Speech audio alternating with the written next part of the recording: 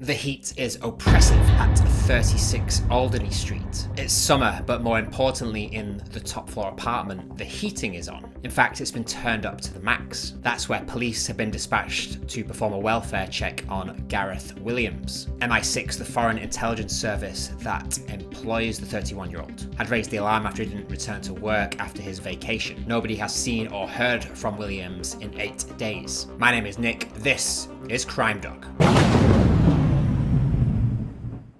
The missing MI6 employee has been residing quietly for almost a year in this Secret Service safe house in the affluent area of Pimlico, London. When no one answers the door, police decide to break it down. Inside, the curtains are drawn, the apartment is clean and well organised. But there is a strange smell lingering, and a bathrobe lies on the floor in the bedroom. Upon entering the adjoining bathroom, Officer John Gallagher comes to a sudden stop. In the bathtub, he sees a large red padlocked gym bag. He forces the bag open and inside sees Gareth Williams, naked and deceased. The key to the padlock under his body. As word gets out that Williams has died, the heads of the Secret Intelligence Service and the Metropolitan Police meet to discuss how the police would handle the investigation in light of the top secret nature of Williams's work and who would lead the investigation. Williams had been working for GCHQ since 2001, but in the months before his death, he had been loaned out to MI6 as a codebreaker. It had been claimed he'd been working with the NSA in the United States, and that his work was focused on Russia. He'd recently qualified for operational deployment, and had worked with NSA and FBI agents. Newspaper with intelligence sources would report that he was helping the NSA trace international money laundering routes used by Russian gangs. In the days after his holiday, Williams was captured on CCTV strolling around London, on the tube, as well as visiting shops in the West End and Knightsbridge. He also went to a comedy club in Bethnal Green, East London, to watch the transvestite show The Johnny Woo Experience. A post-mortem examination on Williams's body at Westminster Mortuary establishes a date of death to be in the early hours of August the 16th, 1 week before he was found, and quote, no obvious cause of death. Given the advanced stage of decomposition, any clues may have been lost. The toxicology reports also find no trace of alcohol or recreational drugs in his system. Police find no signs of a struggle inside his flat and no suspicious forensic material at the scene. However, his internet search history revealed he'd been visiting bondage websites in the run-up to his death. High-end women's clothing was also found in his wardrobe, which suggested he may have been a cross-dresser. Finally, his landlady and landlord claimed to have found him tied to his bed shouting for help 3 years ago. His cause of death is thought to be suffocation. A pathologist said that Williams died in the bag from lack of oxygen and breathing in his own carbon dioxide, leaving the Metropolitan Police to conclude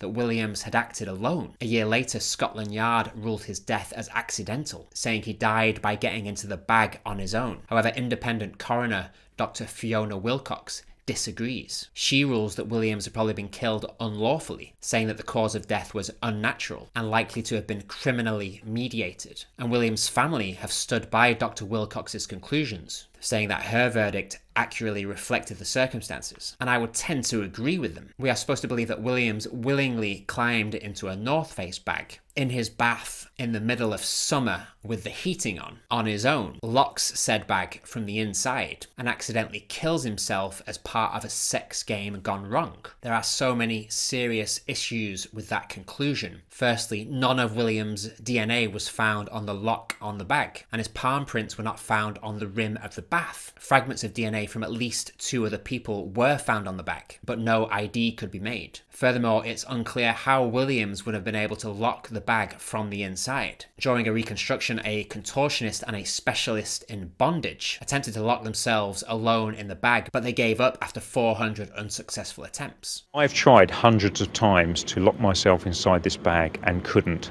Even Houdini would have struggled with this one. Someone else must have been involved. The police officer in charge of the investigation is convinced that another person was present with the young man at the time of his death, or at least his confinement in the bag. I did manage to find a video where a woman did managed to lock herself inside a similar bag to the one Williams was found in. But even if he could have achieved it, why would he do such a thing? Police also discovered that Williams had several SIM cards for his phone, and the content of one of them had been completely erased. It's impossible to determine if the manipulation was done remotely or not. So MI6 sticks to the version provided by Scotland Yard. Quote, "There is no sign of any threat to Gareth, and we have concluded there is no reason to believe that his death was anything to do with his work." End quote. And the most probable scenario was that he died alone in his flat in Pimlico as a result of accidentally locking himself inside the bag. It's like they're saying to everyone, move along, there's nothing to see here. Please disperse!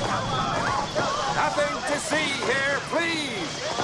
In September and October of 2015, Boris Karpichkov, a former KBG agent who defected from Russia and now lives in the UK, stated during interviews that sources in Russia had claimed that the Russian Foreign Intelligence Service, also known as the SVR, was responsible for Williams's murder. According to Boris, the SVR tried and failed to blackmail Williams into becoming a double agent. And a former UK government minister also claimed that Williams was killed because he was close to identifying a Russian mole working in UK security services. It has been repeatedly pointed out that Scotland Yard's final ruling does not make a whole lot of sense. Williams' family believed that it was a cover-up and felt that vital DNA evidence had been destroyed or covered up. And they're not alone. Detective Chief Inspector Colin Sutton was the most experienced policeman to attend the scene. To this day, he suspects foul play. He points out that despite Williams passing in the middle of summer, the apartment's heating was turned to full heat. This is a common strategy used to destroy evidence. The heat and humidity means the body decays faster, destroying evidence. Sutton has stated that the apartment was sweltering when police entered. He has said that the body was so decomposed, it would have hidden evidence of poisoning in Williams's system. Sutton also felt that the flat had been staged. Williams's phone, laptop, and other materials had been neatly laid out on his coffee table. He felt it was as if police were being directed towards Williams's laptop and his risque search history. The lack of fingerprints and DNA was also alarming. It wasn't just that the DNA of a potential murderer was lacking. There was very little DNA or fingerprint evidence to show that anyone had ever entered the flat. Sutton believes the flat was too clean. Likewise, are we to believe that Williams not only gets into the tub and bag without touching them, but had never touched the rim of his own bathtub? After living there for some time, there ought to have been some trace of his fingerprints on the rim. An expert brought in for the investigation asserted that it was physically implausible for Williams to have self-locked in the bag. The prevailing belief was that Williams had entered the bag and someone else had subsequently secured it from the outside. To me, this case screams cover-up, including media manipulation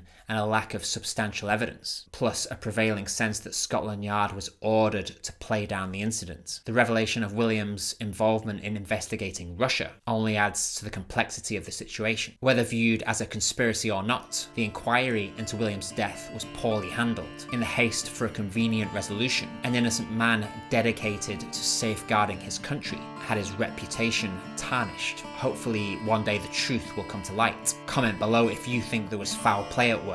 Until next time, Crime Dog out.